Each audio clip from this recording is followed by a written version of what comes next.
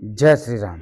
दोस्तों, वक्त और व्यक्ति की कीमत बहुत कुछ खो जाने के बाद मालूम पड़ती है, लेकिन तब तक ना वक्त आपके पास रहता है और ना व्यक्ति, दोनों हाथ से निकल जाते हैं। मैं एस्ट्रोलॉजर मदन मोहन लखवटिया मेरे यूट्यूब चैनल पर आप सबका एक बार पुनः हार्दिक स्वागत करता हूं। आज बात करेंगे धनु राशि मार्च 2026, 1 मार्च से 31 मार्च 2026 तक के लिए कुंडली के 12 भावों के बारे में बात करेंगे। कोई भी भाव छूटना नहीं चाहिए। मेरे मोबाइल नंबर 9829911500। चंद्र कुंडली के अनुसार जिन लोगों की राशि धनु बनती है उन लोगों को यह वीडियो समर्पित करता हूं। दोस्तों, धनु राशि जिसके स्वामी देवगुरु बृहस्पति, और देवगुरु बृहस्पति की आपके लगन पे, अपनी ही राशि पे दृष्टि पड़ने के कारण धनु राशि के लोगों को काफी हद तक अच्छा महसूस होने के संकेत ही देखने को मिलते हैं। कुंडली का दूसरा भाव जो धन का होता है, कुटुंब और परिवार का होता है, इस भाव के स्वामी शनिदेव हैं, और शनिदेव धनु राशि के लोगों की कुंडली के चतुर्थ भाव में चतुर्थ ढैया के रूप में विराजमान है। शनिदेव की पोजीशन बढ़िया नहीं है, जिसके कारण धन इकट्ठा होने में या धन आने में संघर्ष जैसी स्थिति का सामना करना पड़ता है। धन आ भी जाता है तो चला जाता है। इकट्ठा होने में तकलीफों का ही सामना या संघर्ष का सामना करने जैसी स्थिति का आभास होता है। कुटुंब और परिवार के लोगों से मतभेद और मनभेद होकर के दूरियां जैसी स्थिति के संकेत भी देखने को मिलते हैं। पैतृक संपत्ति का विवाद भी उत्पन्न होने के संकेत बराबर देखने को मिलते हैं। बहुत सारे लोगों को गर्दन के ऊपर के हिस्सों में तकलीफें जैसी स्थिति का भी सिम्टम्स देखने को मिलता है। कुंडली का तीसरा भाव किसका घर है? शनिदेव का। कौन बैठे हैं? राहुदेव, मंगलदेव, सूर्यदेव और बुधदेव। राहुदेव और सूर्यदेव बैठते हैं तो ग्रहण दोष हो जाता है, और राहुदेव और मंगलदेव बैठते हैं साथ में तो अंगारक दोष हो जाता है।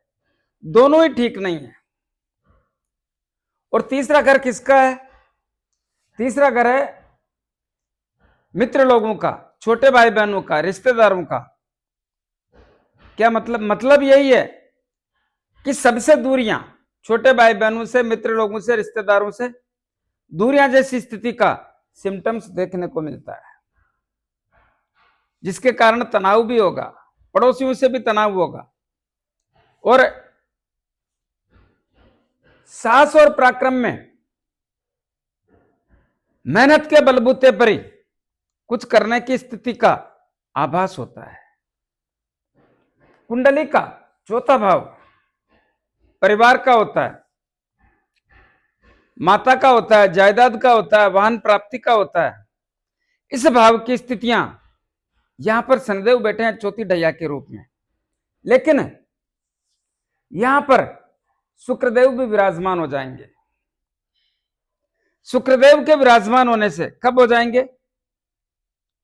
2 मार्च 2026 को शुक्रदेव के विराजमान होने से कुछ समय के लिए इस भाव की स्थितियां जबरदस्त मजबूत हो जाएगी, जिसके कारण परिवार में खुशियां बढ़ने के संकेत या खुशियां आने के संकेत के साथ साथ प्रेम भाव भी बढ़ने का या परिवार का माहौल अच्छा होने का संकेत भी देखने को मिलता है।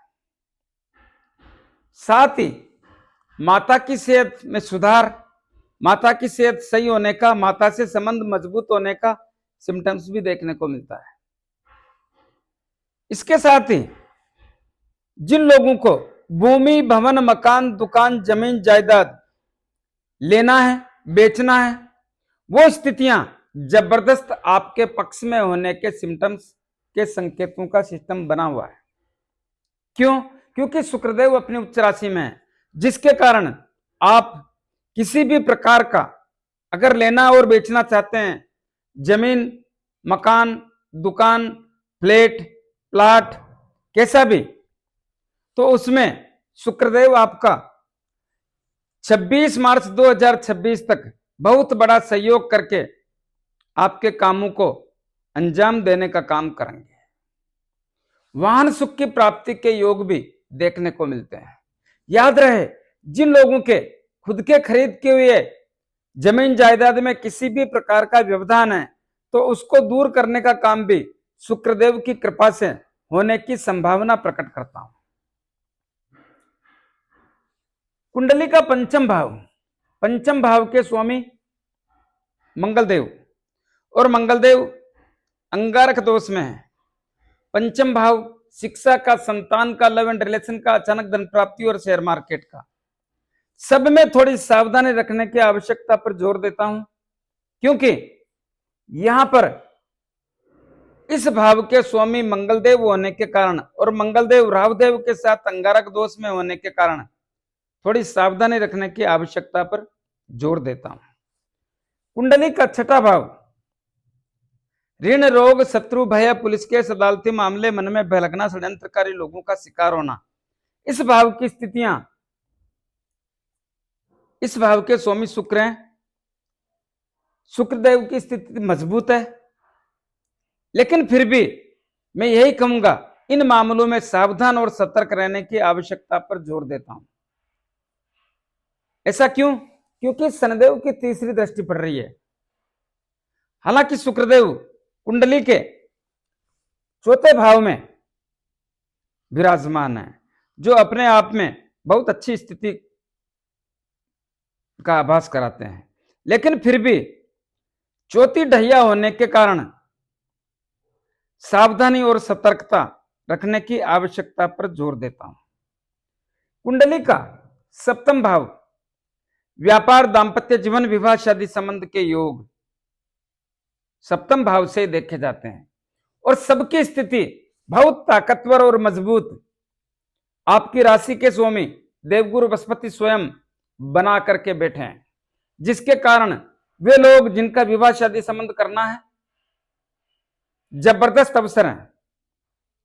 व्यापार के क्षेत्र में बड़ी उपलब्धियों के संकेत भी देखने को मिलते हैं, क्योंकि देवगुरु बृहस्पति बैठ करके नया व्यापार कराने का, पुराने व्यापार को बढ़ाने का, पार्टनरशिप का व्यापार करने का, व्यापार के क्षेत्र में वृद्धि करने का, व्यापार से नई ऊंचाइयां छूने का सब योग बनाकर बैठे हैं। जितना लाभ ले सकते हैं लेने का प्रयास करें तो आपके लिए बेहतर रहेगा। यही भाव दांपत्य जीवन का होने के कारण दांपत्य जीवन की स्थितियों के तमाम गतिरोध दूर करके सौहार्दपूर्ण वातावरण के साथ मधुर संबंधों का संकेत भी देखने को मिलता है। दोस्तों, जितना लाभ ले सकते हो ले लो। सब दिन होता ना एक समाना, समय कभी रुकता नहीं है, समय के साथ दिन भी बदलते हैं, तो ऐसा समय बहुत मुश्किल से आया है। दोस्तों, आगे बढ़ने से पहले निवेदन करना चाहूंगा, मैंने मेष राशि से लेकर मीन राशि तक का वर्ष 2026 का फलादेश सभी राशियों का बोला है, जिसका वीडियो जारी किया है। वो मेरे इस वीडियो के डिस्क्रिप्शन में जाकर के उसका लिंक मिलेगा, वहां देख सकते हैं, और अपनी अपनी राशि के अनुसार वहां से 2026 का फलादेश लगभग 300 रुपए के अंदर आप खरीद कर सकते हैं। जिसको चाहिए जाकर के लें, बहुत कुछ देखने को और सीखने को मिलेगा। कुंडली का अष्टम भाव किसका होता है? आयु का, मृत्यु का, रोगों का, ससुराल का। दोस्तों, अष्टम भाव की स्थितियां थोड़ी कमजोर थी। कब से कब तक? 15 जनवरी से 23 फरवरी तक। 23 फरवरी को मंगलदेव यहां पर आ गए तो इस भाव की स्थितियों में सुधार हो गया। तो ससुराल पक्ष से संबंध को बना के रखें। जुआ सट्टा लॉटरी ना ही खेलें तो बढ़िया है, क्योंकि लाभ के संकेत तो है, लेकिन ना ही खेलें तो बढ़िया है। जो लोग वैज्ञानिक लोग हैं, एस्ट्रोलॉजर अनुसंधान का काम करते हैं, खोजबीन तलाशी का काम करते हैं, उनके लिए भी लाभदायक स्थिति का संकेत देखने को मिलता है। भाग्य भाव की स्थितियां केतुदेव विराजमान है। कहां पे? सूर्यदेव के घर में। और सूर्यदेव भी ग्रहण दोष में फंसे हुए हैं, तो भाग्य की स्थिति ताकतवर और मजबूत नहीं है। लक्ष्य प्राप्ति में तकलीफों का सामना करने जैसी स्थितियां, बनते हुए काम बिगड़ने जैसी स्थितियों का सिम्टम्स देखने को मिलता है। और 15 जनवरी को सूर्यदेव कुंडली के चौथे भाव में शनिदेव के साथ आके बैठेंगे, और पिता पुत्र होने के कारण संबंध दोनों में अच्छे नहीं है, तो भाग्य का साथ थोड़ा संदेहजनक हो जाता है। कुंडली का 10वां भाव किसका होता है? कर्म और कैरियर, नौकरी एवं सरकारी नौकरी। इस भाव के स्वामी बुध देव हैं, लेकिन शनिदेव चौथी ढैया में बैठ के इस भाव पर दृष्टि डाल रहे हैं, जो बुधदेव के मित्र हैं। चौथी ढैया में होने के कारण नौकरी के क्षेत्र में सावधानी और सतर्कता रखने की आवश्यकता पर जोर देता हूं। इस समय में किसी भी प्रकार से मन को विचलित करने से बचने का प्रयास करें तो आपके लिए बेहतर रहेगा। राजनीति वालों को भी यही कहूंगा कि इस समय में चौथी ढैया का प्रभाव होने के कारण सावधानी और सतर्कता बेहद जरूरी है। पिता की सेहत का ध्यान रखें, पिता से संबंध बना के रखें, पिता के व्यापार पे नजर रखें तो बेहतर रहेगा। लाभ की स्थितियां काफी हद तक लचीली पड़ी है। जो इनमें अकड़ाई थी वो अकड़ाई निकल गई है, तो लाभ तो कम या ज्यादा आ रहा है और आता रहेगा। कुंडली का 12वां भाव जिसके स्वामी मंगलदेव हैं, 12वां भाव विदेश का होता है, खर्च का होता है, अप्रत्याशित खर्चों का होता है, यात्राओं का होता है। और इस भाव के स्वामी अंगारक दोष में होने के कारण थोड़ी सावधानी और सतर्कता की आवश्यकता पर जोर देता हूं, क्योंकि इस भाव के स्वामी अंगारक दोष में होने के कारण विदेश में रहने वाले व्यापार कर रहे हैं, नौकरी कर रहे हैं या शिक्षा ग्रहण कर रहे हैं, तकलीफों का सामना करना जैसी स्थिति का आभास होता है। जिन लोगों को पीआर लेना है उन लोगों को भी इस समय में सफलता मिलने में तकलीफों का सामना करना पड़ सकता है। यात्राओं से लाभ नहीं होगा, यात्रा कैसी भी हो, देश की हो या विदेश की हो, लाभ नहीं होगा। और कुछ खर्चे बढ़ सकते हैं, थोड़ा सोच समझ के करें तो आपके लिए बेहतर रहेगा। दोस्तों कुछ उपाय बताना चाहूंगा, उपाय को करने का प्रयास करें तो आपके लिए बेहतर रहेगा। जैसे कि मंगलदेव की स्थिति ठीक नहीं है, क्या करें? जितना संभव हो सके हनुमान जी की आराधना करें, 5 बार हनुमान चालीसा बोलें, मंगलवार शनिवार हनुमान जी के लाल गुलाब के पुष्प चढ़ाएं, प्रतिदिन दर्शन करें और अपने घर की तरफ से 6 महीने में एक बार सिंदूर का चोला करें। शनिदेव की चौथी ढैया है, क्या करें?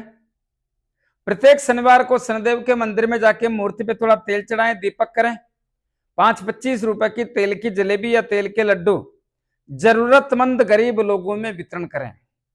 अपने दाहिने हाथ की मध्यमा अंगुली में एक शनि मुद्रिका धारण करें। किसको कहते हैं शनि मुद्रिका? जो घोड़े के पांव में नाल लगती है, उसके लोहे की अंगूठी या समुद्र में चलने वाले जहाज के लोहे की अंगूठी बना करके उसको शनिदेव के 23,000 मंत्रों से अभिमंत्रित करके शनिवार को संध्या काल में धारण करें।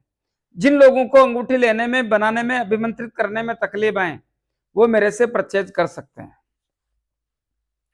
दोस्तों, देवगुरु बृहस्पति आपकी राशि के स्वामी हैं, इनकी कृपा बनी रहे। प्रतिदिन गौ माता को गुड़ रोटी और चारा खिलाएं। कैसा लगा मेरा वीडियो, ज्यादा से ज्यादा लोगों में भेजें। लाइक अनलाइक जो भी करना है करें, कमेंट अवश्य दें और सब्सक्राइबर्स करने की कृपा करें। धन्यवाद।